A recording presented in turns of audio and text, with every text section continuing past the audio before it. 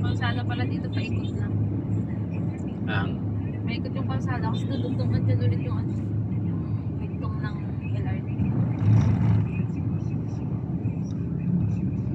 dito dadami ang tindahan dito. Kaso lang yung LRT dito hindi dadaan sa Cavite sa amin.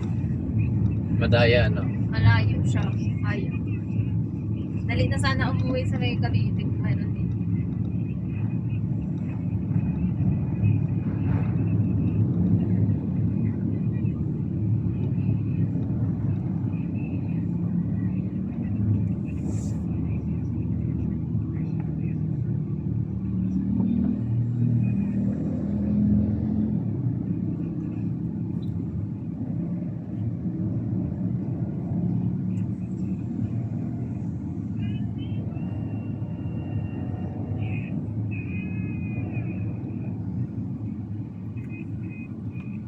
Ay sir, salamat. Okay, Ingat sa biyahe. ingat sila.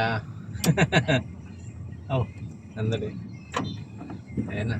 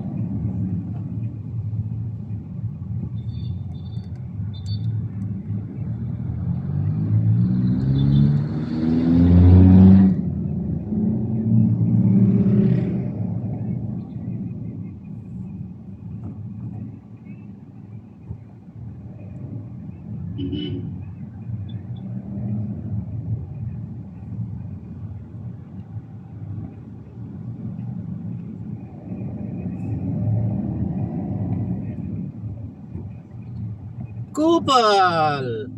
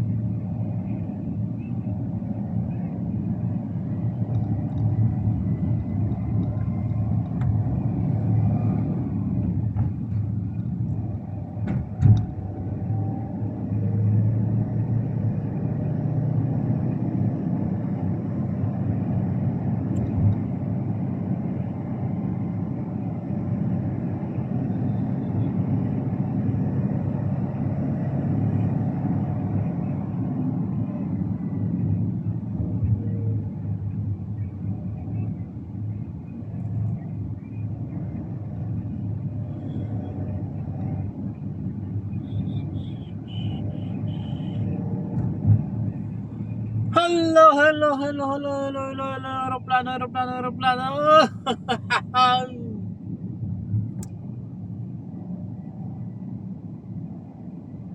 Tapos na tayo mga tin, mga guys, sa ating mga pasahero sa Parañaque City. Ayan, pauwi na tayo ng ating opisina. Shoutout sa ating mga kaibigan, sa ating mga kasama sa trabaho. Shoutout sa inyo at sa mga mapangaping mga Pilipino. Shoutout sa inyo, yung mga huwag niyong inaapi yung mga kapwa natin Pilipino at kung medyo mataas yung inyong pinag-aralan. Ayan, shoutout sa inyo at mag-iingat po tayo lagi at iwasan po nating mag-discriminate ng mga kababayan nating maliliit at sana intindihin natin sila. Oo, ikaw ang Pilipino na mahilig ibuli yung mga kasama mo sa iyong trabaho. Ay, Diyos ko, kaibigan, tigilan mo na yan. Baka mangyari sa anak mo yan. Naku, kawawa naman yung anak mo. Pag na-bully or na-discriminate yung anak mo, sabihin mo, bakit ganon? Bakit ganyan? Ikaw ba, ano bang ginawa mo sa kapwa mo? Tama ba yung ginawa mo? Tama ba yun na bulihin mo siya? Tama ba yun na kung ano na lang ang gawin mo? Pag sigaw-sigawan mo siya dahil sa kanyang hindi tamang pag-perform sa trabaho? Or sadyang mainit lang ang ulo mo? Kaibigan, wag ganyan. At sana wag mong iparanas sa mga anak mo yan o sa mga kaibigan mo. At kung tunay kang masipag, magtrabaho ka na lamang, wag mo daanin sa init ng ulo. Ayan. At ang init ng ulo ay walang maitutulong na mabuti. Kaya kaibigan, kung mapakinggan mo man tong ating video or mapanood mo man to, pakinggan mo na mabuti. Ang pang-aapi sa kapwa, wag mong gawin, baka tumama sa iyo at or sa iyong mga anak. Kaya kawawa naman sila. Ayan. Bahala na sa iyo ang Panginoon. Ang Diyos na ang bahala sa iyo kung ano man ang ginagawa mo sa kapwa mo. Naway lagi kang pagpalain at ingatan ka sa lahat ng oras. Kasi kaibigan, hindi kita ikaw nga na nakikinig, ikaw. Sino pa? Huwag ka lilingon sa likod, walang tao dyan, ikaw yun. Ayan, shoutout po sa mga kaibigan natin na mahilig mambuli sa kapwa Pilipino at mag-discriminate. Ayan, at shoutout sa inyo. Ayan, nandito tayo ngayon sa Maya Terminal 3 ng Ninoy Aquino International Airport. Dito tayo ngayon na dumaan, medyo matraffic talaga dito. Wala nang pagbabago. Talagang ganyan lang po ay sa Metro Manila. Wala yung pagbabago. Wala kang maasahan na pagbabago dyan. Ayan. Di bale, maiksi lang to hanggang toll gate. Ayan na, time check nga pala mga Oragon, mga kaibigan, mga guys. Time check natin is 5:27 na ng hapon or gabi na. Ayan, sinisinok si Hos. Sabi nga ng matatanda, pag sinisinok daw, tatangkad pa. Sana all. Ayan na, sarap siguro sumakay ng aeroplano. Namimiss ko na sumakay ng aeroplano dahil ulit tayo nakasakay dyan noong 2010. Ngayon 2023 na. Ibig sabihin mayroon na 13 years tayong hindi nakakasakay ng aeroplano. Hindi na tayo pwedeng magtrabaho sa ibang bansa dahil sa ating age, yung ating katatayuan sa edad. Kaya dito na lang tayo, tsaga-tsaga sa Pilipinas kahit na pinapakitaan tayo ng hindi maganda ng ating mga kaibigan sa trabaho. Ayan, shout out sa inyo guys. Shout out sa iyo kaibigan, shout out. At tigilan mo na kasi yan. Pagkain ng ampalaya. At kung mainit ang ulo mo kaibigan, huwag mong daanin sa kung ano-anong gagawin mo. Kasi pag ginawa sa anak mo yan, mas masakit. Pag nalaman mo na yung anak mo binubuli, ikaw nga, ingatan mo sarili mo kasi yung anak mo balang araw paglaki niyan, baka bulihin at nagsumbong sa iyo. Napakasakit, 'di ba? Ang sakit-sakit niya. Kaya ikaw, huwag ka masyadong mambubuli. Huwag ka masyadong mag-discriminate ng kapwa mo. Oo, tama. Oo, pasadyos mo na lang. Pinagpapasadyos na nga lang ng karamihan natin yan kasi pinapasisyahan ka na eh. Yung 2 packs, iniiwanan sa bahay yan. Ngayon, kung may problema sa trabaho, huwag mo na kasing dalhin sa trabaho yung problema mo sa bahay. Oo, ikaw mo na dalhin sa bahay yung problema mo sa trabaho. O kaya yung problema mo sa bahay, huwag mo na dalhin sa trabaho. Kasi, sino ba mga apektuhan yan? Sino? Di ikaw. Di ba ikaw nga? Kaya huwag masyadong mainit ang ulo. Kagaya nitong ginagawa ni Hoso sa tindi ng traffic relax. Look and listen. Wala tayo sa release. Ayan. Nandito tayo malapit sa may airport. Wow. Ang daming sumasakay ng aeroplano. Gusto ko sumakay ng aeroplano pumunta sa moon. Punta tayo ng moon at sa sun. Moon and sun. Ayun, si Moon and Sun. Ayan. Magama yun, Moon and Sun. Kaya 'di ba? Magama yun, Moon and Sun, 'di ba? Ang anak ni Moon at saya yung tatay ni Sun. Ayan.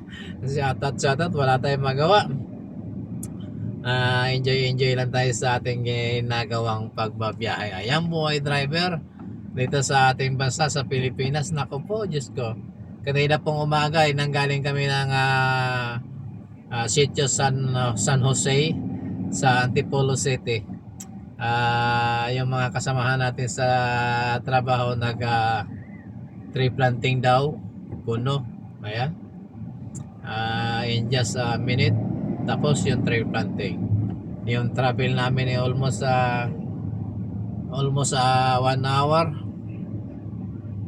Pero nung magtanim sandali lang tapos kagad. Shout out.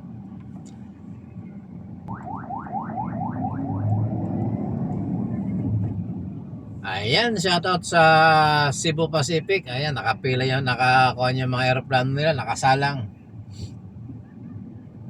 Bakit kaya yung aeroplano ang laki-laki lumulutang sa hangin Samantalang yung karayom kahit sa dagat lumulubog, napakaliit naman. Pero yung barko lutang na lutang. Si Hos, kahit ano na lang naisip ni Hos. Ngayon talagang buhay, nililibang yung sarili. Ganyan ang buhay ng isang vlogger vlogger sa traffic. Ayan. shout out sa Cebu at saka Air Pacific. Ayan, sana all. Ayun, mayroong po international flight. Ewan ko kung anong airlines yan. Pero nung si Jose ay nag-abroad from 2003 hanggang 2010, yearly tayo umuwi. Medyo malayo-layo din yung ating binabiyahe. Pero nakakamiss din naman yung makasakay ka ng aeroplano ng 12 hours ka sa itaas. At nakakatatlong tulog ka na hindi ka pa nakakarating sa iyong paroroonan. Ayan. Okay, napaka-traffic. Nakikita nyo po ang traffic dito sa Lubungan. Ibig sabihin ng salubungan, magkabilang side, back to back. Ay, Diyos ko. Dito tayo sa may Marriott Hotel.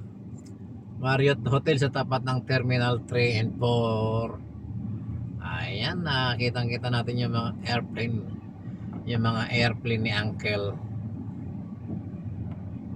Ayan, magpapaalam na tayo guys at maraming salamat po sa inyong suporta sa mga patuloy na naniniwala sa ating kakayanan sa paggawa ng libangan ni host, yung pag-upload ng kahit anong video. At wala pong edit na ito, basta pag natapos pagkatapos naman ng pagbibideo, pagdating sa trabaho, upload na kagad para mayroong kahit paano mayroong may upload sa isang araw. Ayan, maraming salamat po sa lahat ng ating mga kaibigang subscriber, sa ating mga kaibigang silent viewers. Maraming salamat po, at sa lahat ng ating mga kaibigang OFW, thank you very much sa inyong suporta. At mag-iingat po kayong lagi kung saan bansa man po kayong naroroon or nasa malalayong lupalop ng mundo man po kayo naroroon. At magandang umaga, magandang hapon, magandang gabi sa inyo, sa inyong kinaroroon na kung anong oras man dyan sa inyo. Ayan na, maraming salamat po. Bye bye po. I love you all. Ingat po kayong lahat. Thank you. Bye bye.